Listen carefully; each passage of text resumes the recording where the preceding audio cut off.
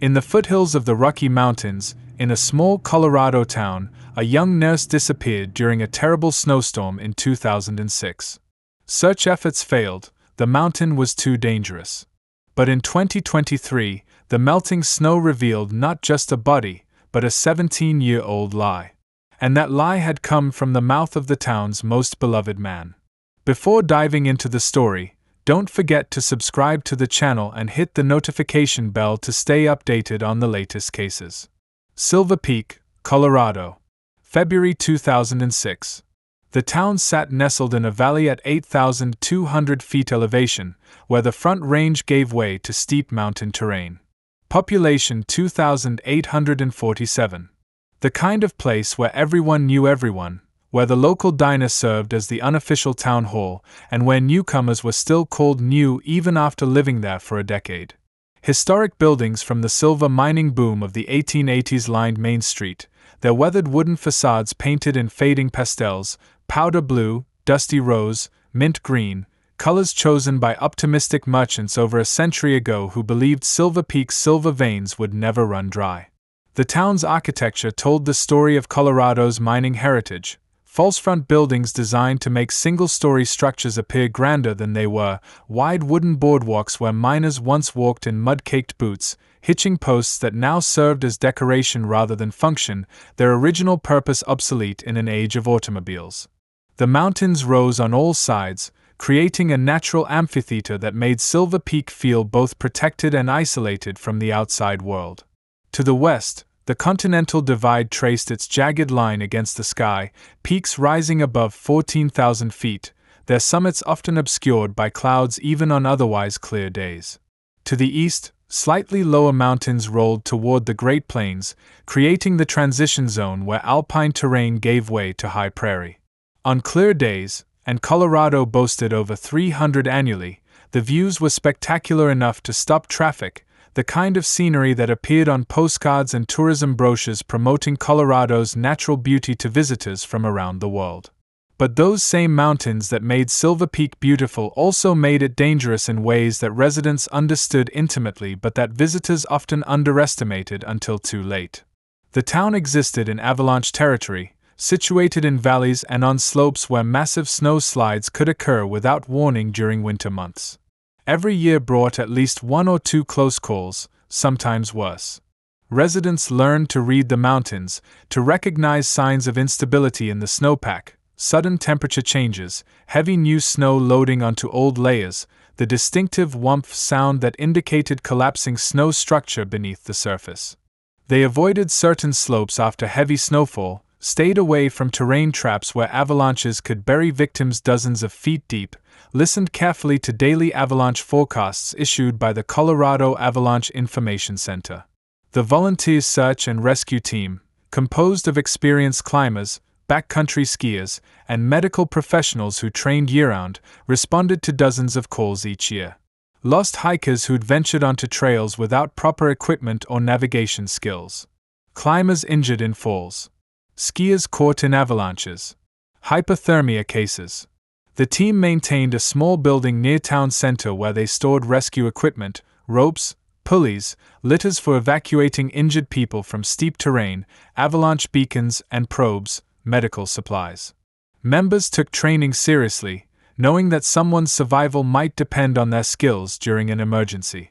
Winter in Silverpeak meant living in a state of cautious preparedness that became second nature to long-term residents but could feel oppressive to newcomers. From November through March, residents kept emergency supplies in their vehicles as a matter of routine, blankets rated for sub-zero temperatures, multiple bottles of water, high-calorie energy bars that wouldn't freeze solid, candles for heat if stranded, waterproof matches, a small shovel for digging out of snow, traction devices for tires, a first aid kit, extra medications if needed. They monitored weather forecasts obsessively, checking multiple sources throughout the day, knowing that mountain weather could change with frightening rapidity, that a sunny morning could turn into a life-threatening blizzard by afternoon with little warning. They knew from experience which roads became impassable first during storms, the switchback route up to Johnson Pass, the narrow gravel road leading to the trailhead above Cascade Creek, the steep climb toward the old mining district. They knew which mountain passes closed during winter and which remained open but required full-wheel drive and chains. They knew that even with proper equipment and experience, some roads simply became too dangerous during major storms, and the smart choice was to stay home regardless of how urgently you needed to get somewhere. The town had evolved significantly from its mining origins in ways that reflected broader changes in Colorado's mountain communities. When silver prices collapsed in 1893 during the panic, Silverpeak had nearly become one of Colorado's many ghost towns. The population dropped from over 5,000 to fewer than 300 virtually overnight as mines closed, businesses failed, and families packed whatever they could carry and left for opportunities elsewhere. The grand Victorian buildings that miners and merchants had constructed during boom times slowly deteriorated, their paint peeling, windows breaking, roofs caving in under winter snow loads.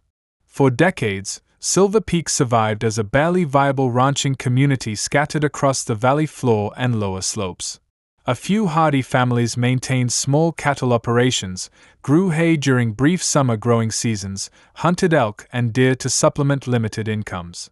The town's population stabilized around 500 people during the mid-20th century, enough to support a small school, a general store, a gas station, but not much else. The grand buildings from mining days stood mostly empty, slowly returning to the earth from which the silver that had built them had been extracted. The town's renaissance began in the 1970s when outdoor recreation became increasingly popular among Americans with leisure time and disposable income. Colorado's mountains, which had once been viewed primarily as barriers to travel or sources of mineral wealth, began to be appreciated for their recreational opportunities. Silverpeak attracted a particular demographic, serious outdoor enthusiasts drawn to world-class hiking and skiing without the crowds and commercialization of resort towns, back-to-the-land idealists seeking simpler living away from what they viewed as mainstream society's materialism and conformity, retirees wanting peace and natural beauty without the expense of more famous Colorado mountain towns, and eventually a scattering of remote workers and self-employed professionals who could work from anywhere with internet access. By 2006, Silverpeak had stabilized at just under 3,000 residents. Tourism provided some economic activity during peak seasons, summer hikers exploring extensive trail networks through the surrounding wilderness, winter skiers heading to several small ski areas within an hour's drive, autumn visitors seeking groves of aspen trees turned brilliant gold. But the town remained primarily residential rather than tourist-focused, maintaining its character as a community where people actually lived year-round rather than a resort destination that emptied out during shoulder seasons. Life moved slowly in Silverpeak, measured by seasonal rhythms rather than the frantic pace that characterized Front Range cities like Denver and Boulder. Spring brought snowmelt and mud season, a period lasting from late March into May when dirt roads became nearly impassable as frost left the ground and melting snow turned everything to soup. Residents mostly stayed home during mud season unless absolutely necessary, knowing that vehicles could become hopelessly stuck, that even full-wheel drive couldn't overcome deep mud. It was a time for indoor projects, for catching up on reading, for waiting patiently for the earth to dry and firm. Summer meant wildflowers transforming alpine meadows into riots of color, purple lupins, red Indian paintbrush, yellow alpine sunflowers, white columbines. It meant warm days with temperatures reaching into the 70s and 80s at valley level, cool nights dropping into the 40s, afternoon thunderstorms rolling through with lightning that could start forest fires. Hiking season brought Silverpeak residents onto trails nearly every day, exploring the wilderness that began literally at town's edge. Some residents barely spent time in town during summer, living almost entirely outdoors, returning to their homes mainly to sleep and resupply. Autumn brought aspen trees changing color, usually peaking in late September, entire hillsides turning gold seemingly overnight. The air grew crisp, the first light frosts killed off vegetation that had thrived during summer, elk bugled during their rutting season, and everyone began preparing for winter, stacking firewood, checking heating systems, winterizing vehicles. By late October, snow began falling at higher elevations, a warning of what was coming. Winter was the defining season in Silverpeak, lasting from November through March with occasional snowstorms extending into April or even May. It meant constant cold, with temperatures at valley level rarely rising above freezing for weeks at a time, nighttime lows dropping well below zero. It meant snow accumulating throughout the season until by February snowbanks along streets stood 8 or 10 feet high, the result of months of plowing pushing snow to the sides. It meant short days with the sun setting before 5 p.m., long nights spent indoors around fireplaces and wood stoves. It meant isolation when roads closed during storms, sometimes for days at a time, requiring self-sufficiency and preparedness that marked the difference between residents who thrived in mountain living and those who eventually fled back to easier environments. Community bonds in Silverpeak were strong, formed through necessity and maintained through countless small interactions and mutual support. Neighbors helped neighbors shovel driveways and walkways after snowstorms, not just courtesy but genuine necessity, since some elderly residents might wait days for county plows to reach their remote driveways, and heart attacks from snow shoveling were a real risk for older people. Young, healthy neighbors made rounds after storms, showing up with snow blowers and shovels, clearing paths without being asked, checking that elderly folks had heat and supplies. The volunteer fire department held monthly pancake breakfasts that served as informal town meetings where residents caught up on news, shared information about road conditions or wildlife sightings, discussed local politics. These breakfast gatherings were as much social occasions as fundraisers, opportunities for community members to connect during long winter months when isolation otherwise kept people in their homes. The high school football team's Friday night games during autumn drew most of the town to the small stadium, everyone bundled in heavy coats and blankets, thermoses of hot chocolate and coffee passed around, cheering for kids they'd watched grow up from kindergarten through graduation. The team rarely won many games. Silverpeak High School was too small to consistently compete with larger schools, but winning wasn't the point. The games provided community gathering spaces, opportunities to support the next generation, excuses to be together. The annual 4th of July celebration brought the entire community together in the town's biggest event of the year. It began with a parade down Main Street that had been a tradition since the 1920s. The parade featured more participants than spectators. Every local organization entered something, from the fire department's antique truck to the Historical Society's horse-drawn wagon to the elementary school's marching band consisting of 24 kids with varying degrees of musical ability. After the parade, everyone gathered at Riverside Park for a potluck picnic where tables groaned under the weight of contributed dishes, followed by an afternoon of sack races and pie-eating contests and other old-fashioned entertainment. Evening brought a bluegrass concert performed by local musicians, then fireworks after dark, launched from a meadow across the river, reflected in the water, echoing off surrounding peaks. Christmas transformed Silverpeak into something from a postcard. A massive evergreen tree in the town square was decorated with lights and ornaments, its lighting ceremony the first Friday of December drawing hundreds of residents downtown. Caroling groups wandered streets singing traditional songs. The library hosted a cookie exchange that had become legendarily competitive, with participants vying to present the most impressive or creative cookies. Churches held special services. The elementary school put on a pageant.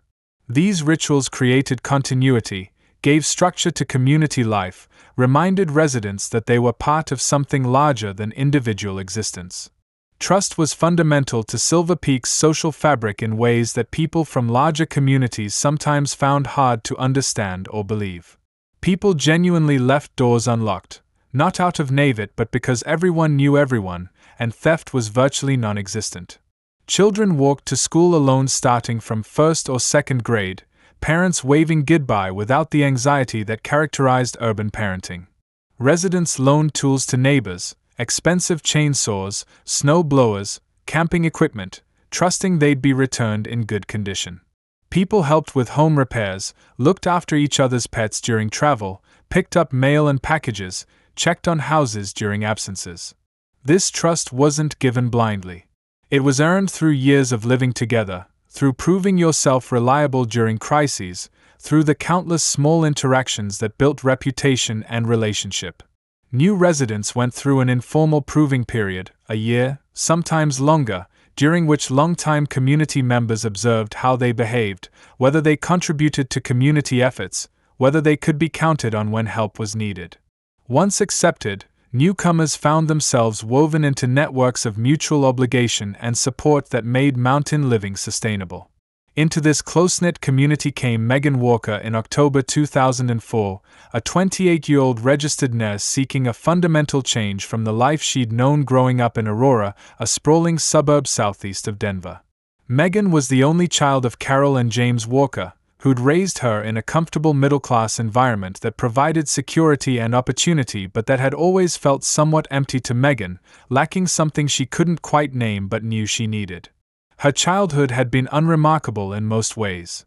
Her father worked as a licensed electrician, running his own small contracting business that provided steady income if not wealth. Her mother managed a dental office, a position she'd held for over 20 years, known for her organizational skills and ability to soothe anxious patients.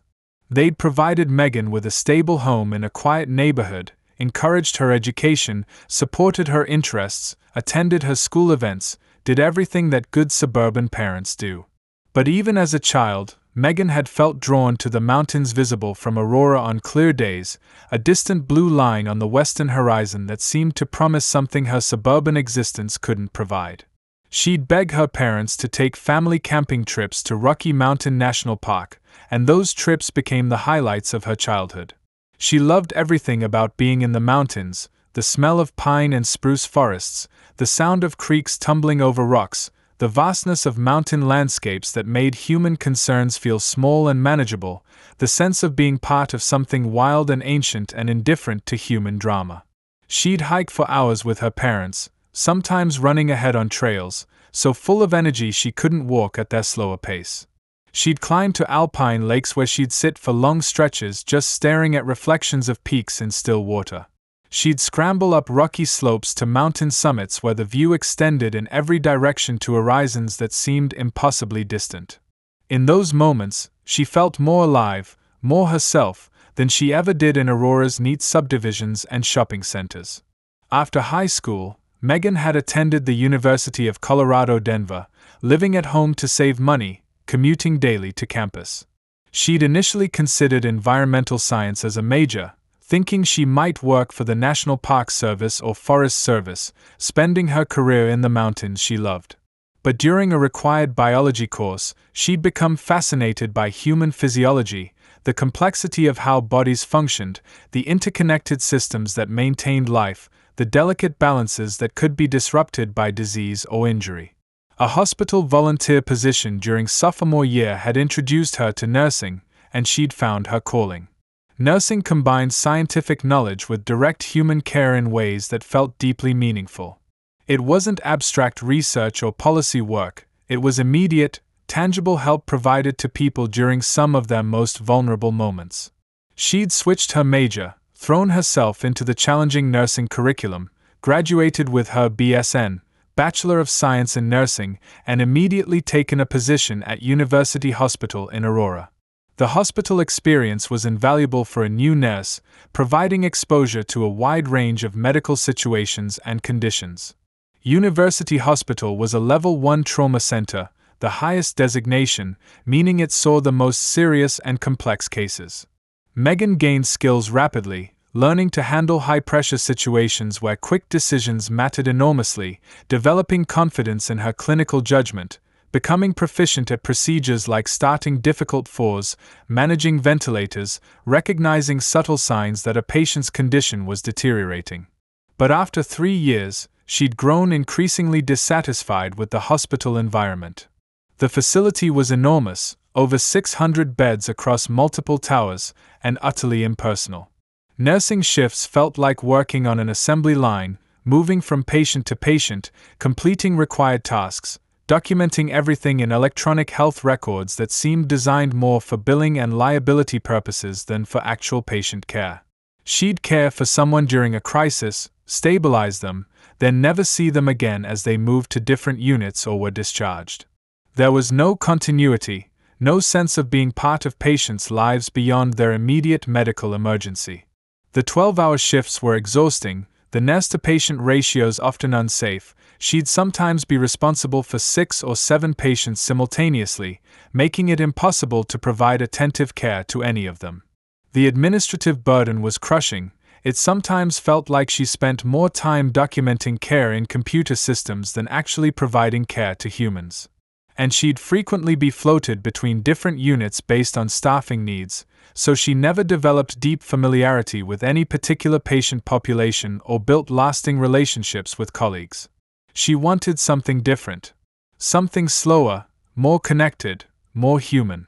When she saw a job posting in early 2004 for a registered nurse position at Silverpeak Community Clinic, everything about the description appealed to her: small-town setting where she'd know patients by name, comprehensive family practice care rather than specialized crisis intervention, the promise of being part of patients' ongoing health journeys rather than just seeing them during emergencies, and most importantly, the location in genuine mountain country rather than suburban sprawl. Pretending to be near mountains. The interview process felt more like an extended conversation with potential friends than a formal job evaluation. Patricia Gomez, the clinic administrator, was a warm, direct woman in her early 50s who'd been born and raised in Silverpeak. She spent as much time during Megan's interview asking about her winter driving experience, tolerance for isolation, ability to handle limited entertainment options, and general attitude towards small-town living as she did discussing Megan's clinical skills and experience. The medical part, I'm honestly not worried about, Patricia had said during their second interview meeting. Your resume shows you're clinically competent, you have solid acute care experience, and you have good references from your supervisors. What I need to understand is whether you can actually handle living here. Especially during winter. A lot of people, especially people from cities, move to mountain towns thinking it's going to be like a permanent vacation. Then winter hits, and they discover it's actually pretty hard, and they're gone before the snow melts. She'd gone on to explain what winter in Silverpeak actually meant: months of cold and snow, roads that closed during storms sometimes for days at a time, limited social activities beyond hiking and skiing and reading, the nearest movie theater or decent restaurant being an hour's drive down the mountain, darkness by 4:30 p.m. during December and January, isolation that some people found peaceful but others found oppressive. But Megan had assured her that isolation wasn't a concern. In fact, it was partly what she was seeking: escape from the constant noise and stimulation and consumption that characterized urban life, a chance to live more simply and intentionally, closer to natural cycles, with a slower pace that allowed for actually knowing people rather than having hundreds of shallow acquaintances. Patricia had smiled at this, seeing something genuine in Megan's response, and offered her the position on the spot. The salary was lower than what Megan earned in Aurora, $42,000 annually compared to $55,000, but housing costs in Silverpeak were also lower, and Megan's needs were simple.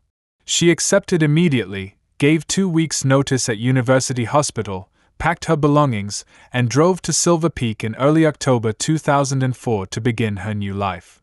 She found housing through a handwritten index card posted on the bulletin board at the local grocery store, the way most things were still found in Silverpeak before online classifieds dominated everything.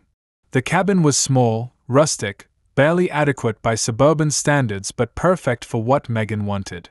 It was a one-bedroom structure built in the 1970s, all rough-hewn pine paneling and exposed beams, with avocado green kitchen appliances and harvest gold bathroom fixtures that hadn't been fashionable in decades.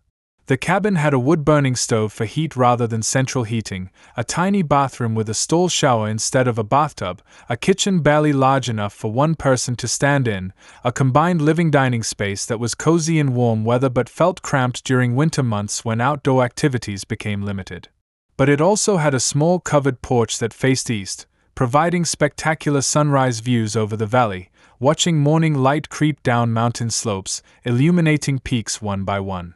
It had excellent southern exposure, meaning sunshine poured through windows during short winter days, providing passive solar heating. And crucially, the rent was only $700 monthly including utilities, affordable on a small-town nurse's salary, leaving room in her budget for savings, outdoor gear, occasional trips to Denver for supplies or entertainment.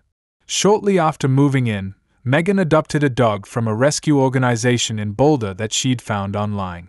She'd wanted a dog for years but hadn't felt it was fair to keep one in her small Aurora apartment where she'd worked long, unpredictable shifts and couldn't provide adequate exercise or attention.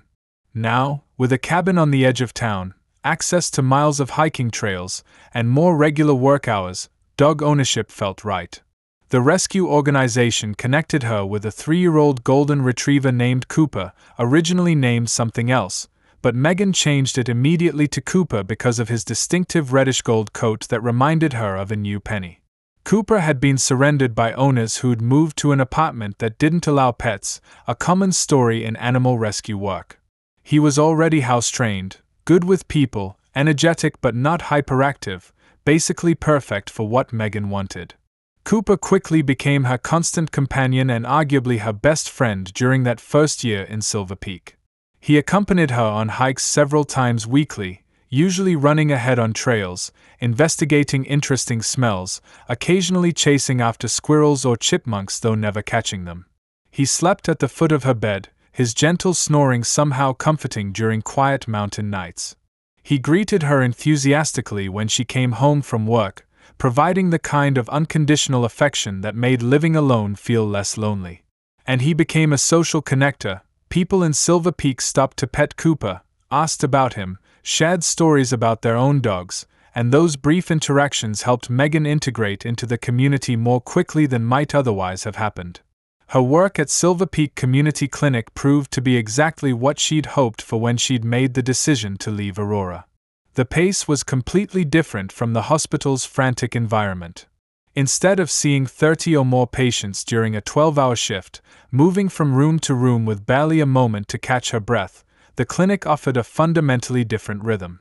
She typically saw 10 to 15 patients per shift, spending real time with each one, 20 minutes, 30 minutes, sometimes longer for complex situations that required extensive patient education or emotional support. She got to know families over months and years rather than single encounters. She'd see children for well visits from infancy through adolescence, watching them grow, learning their personalities, understanding their family dynamics. She'd manage chronic conditions for elderly patients over extended periods, building relationships that went far beyond simple symptom management.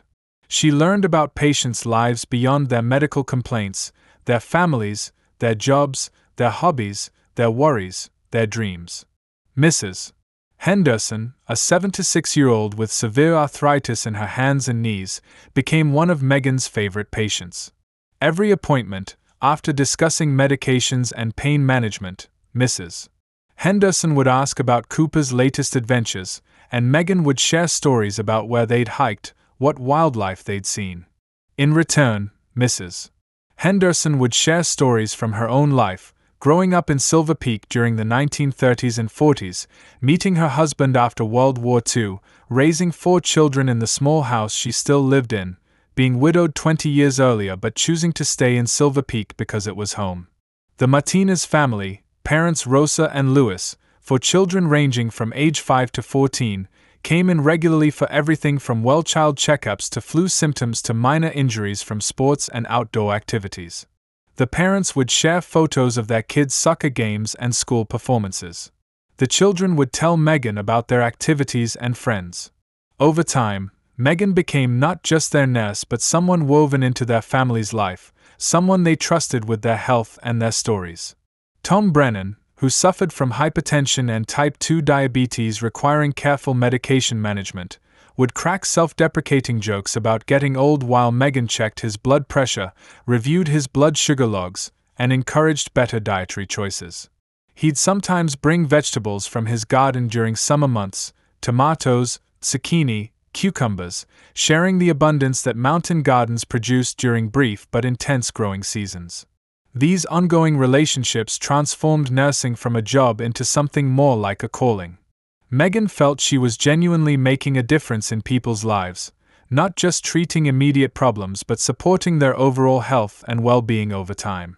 She could see the results of good patient education, diabetics improving their glucose control, hypertensive patients getting their blood pressure under control through lifestyle changes and medication, elderly patients maintaining independence longer through good preventive care. The clinic itself was small, occupying a converted house on a side street just off Main. The structure had been built in the 1920s as a family home, converted to medical use in the 1980s, and retained a residential feel that many patients found comforting compared to sterile hospital environments. For examination rooms, a small procedure room for minor surgeries and wound care, a lab for basic blood work, a cramped break room where staff ate lunch and completed charting, that was the entire physical facility. The practice employed 2 physicians, Doc Brennan, who'd been there for over 3 decades and was the senior partner, and Dr. Sarah Chen, a younger family practice physician who'd joined 5 years earlier fresh out of her residency. 3 nurses worked rotating shifts, along with 2 medical assistants and Patricia Gomez as administrator and office manager. It was a small team, which meant everyone knew each other well, collaborated closely, and developed genuine friendships rather than just professional relationships. The work was varied in ways that kept Megan's clinical skills sharp and made every day different. In a single shift, she might see a child with an ear infection, an elderly patient needing wound care after a hiking fall, someone with flu symptoms, a pregnant woman for prenatal care, a teenager seeking confidential birth control information, a middle-aged man with chest pain that turned out to be heartburn rather than a heart attack, a diabetic needing help adjusting insulin doses. The range of ages, conditions, and concerns meant Megan constantly drew on different aspects of her training and couldn't afford to become complacent or overly specialized. Beyond work, Megan began integrating herself into Silverpeak's social fabric in ways that transformed her from a newcomer to a genuine community member. She started attending the Methodist Church on Sunday mornings, initially because one of her patients, Mrs. Henderson, had invited her, saying that church was where community really happened in Silverpeak. Megan wasn't particularly religious in a theological sense, but she quickly discovered that Mrs. Henderson had been right. After Sunday services, people gathered in the fellowship hall for coffee and conversation, and that's where real information exchange happened: who was sick or struggling, what community events were upcoming, local political issues, road conditions, wildlife sightings, weather predictions, job opportunities, houses for sale. She joined Silverpeak's volunteer search and rescue team after hearing about it at church from someone who'd been involved with SAR for years. The team trained twice monthly throughout the year, practicing rope systems for technical cliff rescues, avalanche rescue techniques including beacon searching and efficient probe line organization, wilderness first aid including improvised splinting and hypothermia management, land navigation with map and compass and GPS. The training was physically demanding, sometimes pushing Megan to her limits, but deeply satisfying in ways that hospital work never had been. More importantly, Megan's nursing background made her particularly valuable during actual search and rescue callouts.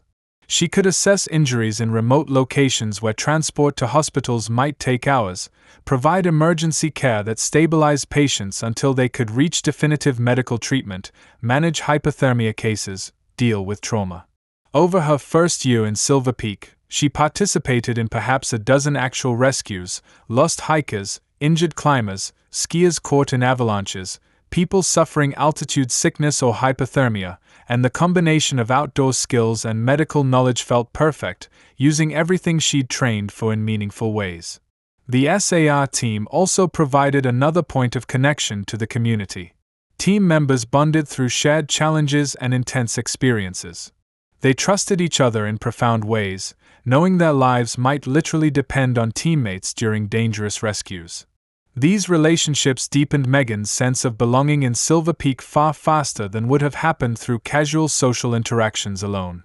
She joined a book club that met monthly at the library, a small Carnegie library built in 1912 that still retained its original oak shelving, tall windows, and musty smell of old books.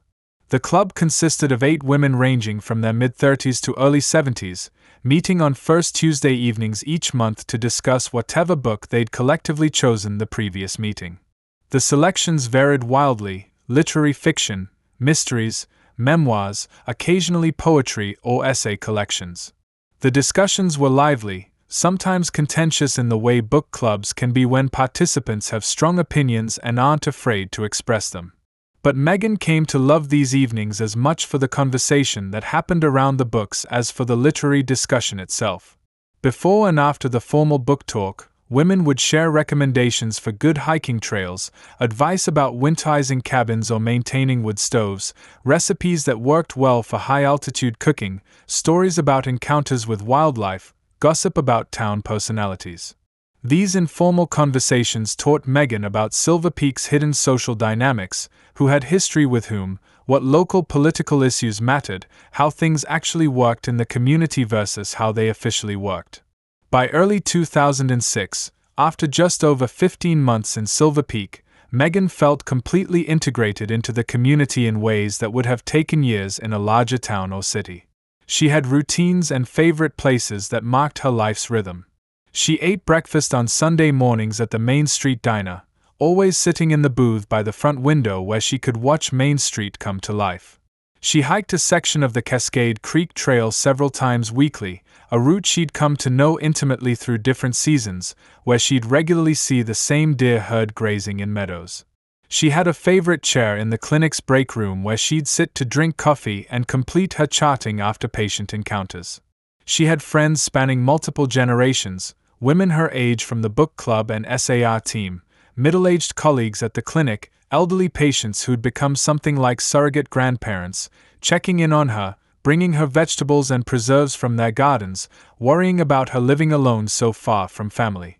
She felt known in ways she'd never experienced in suburban Aurora, where she'd lived her entire life but had remained essentially anonymous, just another face in crowds of thousands.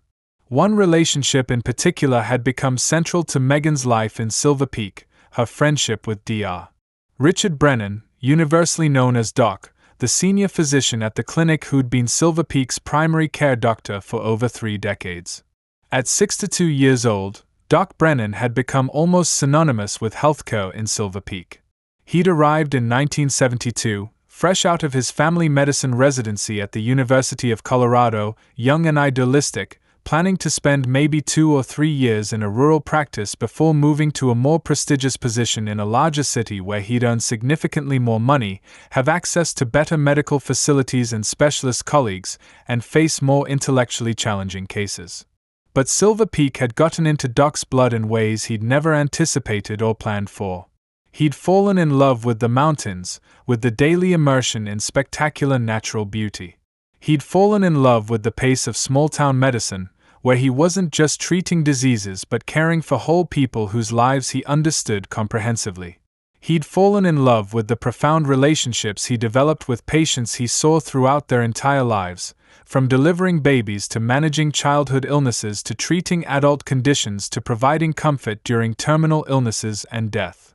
He'd married a Silverpeak native named Patricia Reyes in 1975, 3 years after his arrival, a union that anchored him permanently to the community. Patricia had been a teacher at Silverpeak Elementary School, beloved by students and parents, active in community organizations, the kind of person who made everything better simply by being involved. They'd had 2 children, Elizabeth born in 1976, Thomas born in 1979, and raised them in Silverpeak, giving them the kind of childhood that increasingly rare in modern America, one centered on outdoor exploration and tight community bonds rather than organized activities and screen time. Both children had eventually left Silverpeak for college and never returned except for visits. Elizabeth was now a lawyer in San Francisco, married with 2 children of her own, living a high-powered urban life vastly different from her childhood. Thomas taught high school English in Portland, Oregon, unmarried, living in a small apartment, pursuing his passion for literature and teaching despite the low pay. Doc had hoped at least one might return to Silverpeak, might want to raise their own children in the same environment, but he'd accepted their choices and maintained close relationships through regular phone calls and occasional visits.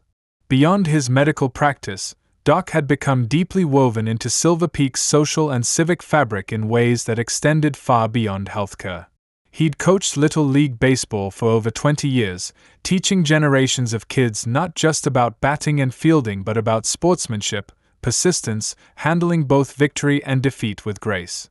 He served on town council for 15 years, attending monthly meetings to discuss zoning regulations, road maintenance budgets, water system upgrades, all the mundane but essential business of keeping a small town functioning. He organized the annual 4th of July celebration each year, a massive volunteer effort involving dozens of people and countless details, coordinating parade participants, arranging for stages and sound systems, organizing volunteer shifts, obtaining necessary permits, arranging portable toilets and trash collection, booking bands for the evening concert. It was exhausting work that consumed weeks of time, but Doc considered it part of his responsibility to the community that had given him such a fulfilling life.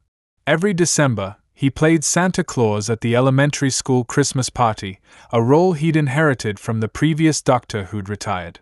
Doc's genuine belly, he'd put on weight over the years, a consequence of Patricia's excellent cooking and his own declining metabolism, and his hearty, genuine laugh made the role convincing without requiring padding or much makeup. Children believed absolutely that this was the real Santa, and Doc took the responsibility seriously, memorizing each child's name, asking thoughtful questions about their year, making each interaction feel special. Patricia Brennan had died of breast cancer in 2001, a devastating loss that nearly destroyed Doc completely. The cancer had been aggressive, diagnosed at stage 3 despite Patricia's religious adherence to annual mammograms. It had already spread to lymph nodes by the time it was detected. She underwent surgery, chemotherapy, radiation, every available treatment, but the cancer proved resistant. She died 6 months after diagnosis, a rapid decline that left Doc reeling, unable to process the speed with which his life had been upended. The town rallied around Doc during those terrible months and the grief-stricken year that followed. Neighbors brought meals to his house every evening so he wouldn't have to cook. They maintained his yard, mowing in summer, shoveling snow in winter. They simply sat with him when words felt inadequate and presence was the only comfort available. The support was genuine and sustained, reflecting the deep bonds Doc had built over decades of service to the community. Doc threw himself into work after Patricia's death, using patient care as a way to process grief and maintain structure and purpose. By 2004, when Megan arrived, he'd regained some equilibrium but remained fundamentally alone, living in the modest ranch house he'd shared with Patricia on Aspen Ridge Road. The house remained largely as it had been when she was alive, her clothes still hanging in the closet, her books stacked on the nightstand, photos of their life together covering every wall and surface. He couldn't bring himself to change things, to accept that she was truly gone. When Megan started at the clinic in late 2004, she and Doc developed an easy working relationship almost immediately. She appreciated his decades of experience, his diagnostic instincts honed by seeing thousands of patients over 30-plus years. He could often diagnose conditions by intuition, recognizing patterns, catching subtle signs that less experienced physicians might miss. He'd observe a patient's gait and suspect back problems before they mentioned pain. He'd notice skin discoloration and order liver function tests that revealed early cirrhosis. He'd hear a description of symptoms and immediately connect them to a specific condition based on patterns he'd seen dozens of times before. Doc, in turn, valued Megan's energy, her modern training, her genuine care for patients that reminded him of his younger self before decades of practice had made some aspects routine. She brought fresh perspectives to the clinic, suggesting new patient education protocols, organizing a diabetes support group, proposing regular community health screenings. She asked thoughtful questions during their consultations on difficult cases, challenging his assumptions in respectful ways that made him think more carefully. They often worked the same shifts, their schedules naturally aligning. A pattern developed where they'd collaborate on difficult cases, meeting in the break room to discuss puzzling symptoms over terrible coffee, debating treatment approaches, learning from each other's perspectives. After particularly busy shifts, they'd decompress together, sharing observations about mutual patients, discussing challenging interactions, providing each other the kind of peer support that made demanding work sustainable. Doc began occasionally inviting Megan to his home for dinner, initially as part of larger gatherings with other clinic staff. These potluck dinners were casual, with people bringing dishes and sharing stories about work and personal lives. Doc's house became a regular gathering place, building team cohesion beyond clinical relationships. Over time, the group dinners became less frequent, and Doc's invitations to Megan became more one-on-one. Just the two of them, sharing a meal, talking about medicine and books and hiking trails. The age gap was significant, more than 30 years, but their relationship had a mentor-mentee quality rather than anything romantic. He was old enough to be her father, still grieving his wife, lonely. She saw him as a wise mentor, appreciative of his guidance as she established herself. The town watched this friendship develop with approval. "She's good for him," people said. "Brings life back into that house." Doc did seem lighter when Megan was around, more engaged, less trapped in grief. No one suspected anything inappropriate. Everything pointed to a healthy mentorship. February 2006 brought particularly harsh winter conditions. Multiple powerful storms moved through the region, each dumping significant snow.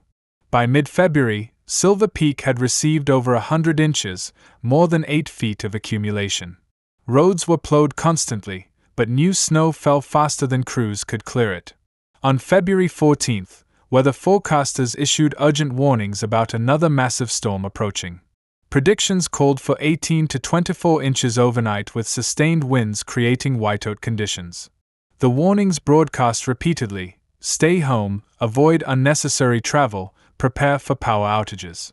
Megan finished her shift at 6 p.m. In the locker room, Jennifer Santos asked if she was heading home. Megan shook her head. "Doc invited me for dinner. With this storm, he suggested I stay overnight rather than risk driving to my cabin." Jennifer nodded. This made sense. Megan's cabin was 3 miles outside town on a winding road that would become impassable quickly. Doc's house was 6 blocks away. Smart. What about Copper? "I left him plenty of food and water. He'll be fine for one night." "Stay safe. See you Friday." Megan drove to Doc's house, parking in his driveway around 6:30. Several neighbors later recalled seeing her distinctive green Subaru. That would be the last confirmed sighting of Megan Walker alive. The storm hit around 8 p.m. with full force. Inside Doc's house, they ate dinner, pasta, garlic bread, salad, talking about work, patience, the intensifying storm. After dinner, they moved to the living room, discussing articles in medical journals Doc had received. Around 8:30, Megan mentioned feeling tired. Doc showed her to the guest room, his daughter's old room. He provided towels, said goodnight around 9 p.m. Megan changed into pajamas, settled onto the bed, checked her phone. She called a friend in Denver, talking for about 15 minutes. When the call ended, she noticed the time, 9:45. She walked to the window, pulled back the curtain. Outside, the storm had intensified dramatically. Snow fell in heavy sheets, visibility near zero. Wind howled, bending trees violently. She was about to return to bed when she heard footsteps, then Doc's voice. "Megan? Are you still awake? I need to discuss something important. Can you come to my office?" She opened the door to find Doc standing there, his expression troubled. "Is everything okay? I need to talk to you about something from the clinic. It's important. Please." She followed him to his office. Doc closed the door and turned to face her. "I need to talk to you about the prescription records. About something you may have noticed." And in that moment, Megan understood. She'd been reviewing patient charts earlier that day, had noticed irregularities, elderly patients supposedly receiving high doses of opioid medications, but showing no signs of chronic pain during clinic visits. "Doc," she said carefully, "I noticed some inconsistencies. I was going to talk to Patricia about it before jumping to conclusions." "But you already know," Doc said flatly. "I can see it. You know what I've been doing." Megan tried to keep her voice calm. "If there's an explanation, I'm happy to listen." Doc laughed bitterly. "There's no explanation that makes it okay. I've been stealing medications for years. Writing prescriptions in patients' names, keeping the drugs for myself, selling some. It started after Patricia got sick, when I couldn't handle watching her die. And after she died, I couldn't stop." He looked at her desperately. "I'm asking you as my friend, please don't report this. Give me time to fix it. Please, Megan." Megan felt torn. She cared about Doc, understood grief could drive desperate choices. But what he described wasn't just unethical, it was criminal, potentially harming patients. "Doc," she said gently, "I understand you've been hurting. But what you're describing is serious. Patients might have been harmed. I need to report it. Not because I want to hurt you, but because it's right." She watched Doc's face change, saw hope drain away, replaced by something harder. "So that's it? After everything I've done for this community, you're going to destroy me?" "I'm not destroying you. You made choices with consequences. I'm sorry, Doc. But I have to report this." Long silence, only the howling wind audible. Then Doc turned to his desk, opening a drawer as if to pull out paperwork. But when he turned back, he was holding something else, a heavy bronze bookend shaped like a horse. "I'm sorry, Megan," Doc said, voice flat. "I truly am. But I can't let you destroy my life." Then he swung the bookend at her head. Megan tried to turn away, to raise her hands, but the blow caught her on the back of the skull before she could react. The pain was blinding, immediate, then distant as darkness rushed in. She felt herself falling, heard a strange sound, then nothing. Doc stood over Megan's body, the bookend still in his hand, trying to process what he'd done. His medical training engaged automatically, checking for a pulse, finding none, noting dilated pupils indicating death. Megan Walker was dead. And he had killed her.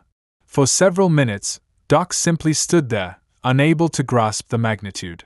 Then survival instinct took over. He couldn't undo it. He could only try to survive, to avoid consequences, to make this disappear. The storm outside provided opportunity. Visibility was zero. No one could see. If Megan's body could be disposed of to look like an accident, if everyone believed she'd driven off the road in whiteout conditions, then maybe he could survive this. Doc worked quickly, methodically. He cleaned blood from the carpet. He wrapped Megan's body in a painter's tarp. He carried her to her Subaru and placed her in the driver's seat. The storm provided perfect cover, visibility so poor that even immediate neighbors couldn't see his driveway. He positioned Megan's body, secured it with the seatbelt, took her purse and phone to dispose of later. Around 10:30, he got into Megan's Subaru and started driving. Conditions were treacherous, but Doc knew these roads intimately after 34 years. He drove to a curve 2 miles from town where the road bent sharply left and a steep ravine fell away to the right. He stopped the Subaru, put it in neutral, stepped out into the blizzard. Wind hit him like physical force, snow stinging his face, cold penetrating instantly. He positioned himself at the rear and pushed. The Subaru rolled forward, slowly at first, then faster. It went over the edge, tumbling down into the ravine with crashes muffled by howling wind. Doc stood at the edge, breathing hard, watching until the vehicle disappeared into darkness. Then he walked home. 2 miles through a blizzard, fighting wind, stumbling through knee-deep snow. His face went numb. His fingers lost feeling. But he kept moving, driven by fear. It took nearly an hour, but Doc made it home after midnight. Exhausted, freezing, but alive. He spent the rest of the night cleaning remaining evidence, practicing his story, convincing himself this could work. The next morning, he waited. Waited for someone to notice Megan was missing. The call came around noon from Jennifer Santos. Megan hadn't shown up for her shift. Had Doc heard from her? Doc's performance was perfect. He sounded concerned, worried. He explained Megan had left around 9 p.m. despite his protests, insisting she wanted to get home. He'd tried to convince her to stay, but she was confident. He'd assumed she'd made it safely. By afternoon, the sheriff's office was called. A deputy found Megan's cabin cold, empty. Inside, Copper whined desperately. The search began immediately. Doc joined, looking haggard, telling everyone he should have stopped her from leaving. The search continued for 5 days. But the massive snowfall made it impossible. On February 23, the active search was suspended. The sheriff's office would resume in spring when snow melted. Megan's family was devastated. Her parents held a press conference, pleading for information. The story made regional news, portrayed as a tragic accident. Silverpeak grieved collectively. A memorial service was held. Doc sat in the front row, accepting condolences. For 17 years, the lie held. Then came March 2023. The winter of 2022 to 2023 brought record snowfall. As March arrived and temperatures rose, the snowpack began melting. On March 14th, 2 high school students, Tyler Reeves and Marcus Johnson, skipped school to go hiking above Aspen Ridge Road. About 1.5 miles up the trail, Tyler noticed something unusual in a ravine below, green metal protruding from rocks and debris. They scrambled down and discovered it was a vehicle, almost completely buried. Tyler cleared away branches. Beneath rust and grime, forest green paint was visible. Marcus, I think this is a Subaru. An old Outback. Both boys knew Silverpeak's history. They knew about Megan Walker. Marcus called 911. Within hours, deputies reached the site. The vehicle was indeed a Subaru Outback, green, with plates matching Megan's registration. Through dirty windows, skeletal remains were visible in the driver's seat. After 17 years, Megan had been found. The news hit Silverpeak like an earthquake. But as forensic analysis began, inconsistencies emerged. The medical examiner noted a skull fracture inconsistent with vehicle trauma. The Subaru showed minimal front-end damage, undeployed airbags. The vehicle's position suggested it had been pushed, not driven off at speed. Megan's purse, phone, and keys were missing. On April 15, 2023, the sheriff's office announced they were investigating Megan's death as a homicide. Investigators used genetic genealogy, uploading unknown DNA from the vehicle to GED match. Months of work eventually produced a name, Richard Brennan. On September 8, investigators obtained Doc's DNA through a discarded cup. The comparison was positive. On October 3, deputies arrested Doc at his home. Silverpeak erupted in shock. After a week in custody, Doc requested to speak with prosecutors. He had terminal cancer, was dying, wanted to explain. His confession matched investigators' theory. Megan had discovered his prescription fraud, threatened to report him, and in desperation he'd killed her. Prosecutors played portions of the confession at a press conference. Carol and James Walker attended, finally learning the truth. Carol spoke with composure. Megan died trying to do the right thing. She discovered misconduct and was going to report it. That cost her everything. But at least we finally know.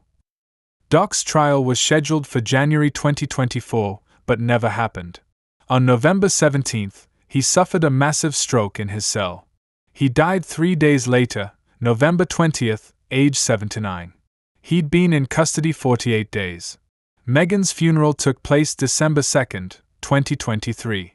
Hundreds attended. Jennifer spoke about Megan's dedication.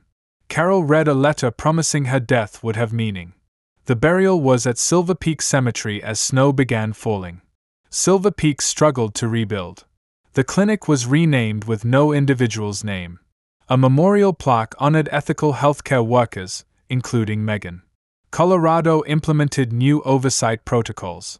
The legislature passed Megan's law requiring better whistleblower protections. Investigation revealed Doc had stolen $200,000 in medications over 10 years. At least 7 elderly patients might have died prematurely because Doc diverted their pain medications. These findings deepened trauma but strengthened resolve. By 2027, Silverpeak had moved forward while carrying Megan's memory. Every February 15th, a group gathered at the trailhead, her parents, Jennifer, community members, honoring a young woman who died standing for what was right. The case became part of Colorado's criminal justice education, demonstrating genetic genealogy's power and illustrating the importance of never abandoning unsolved crimes.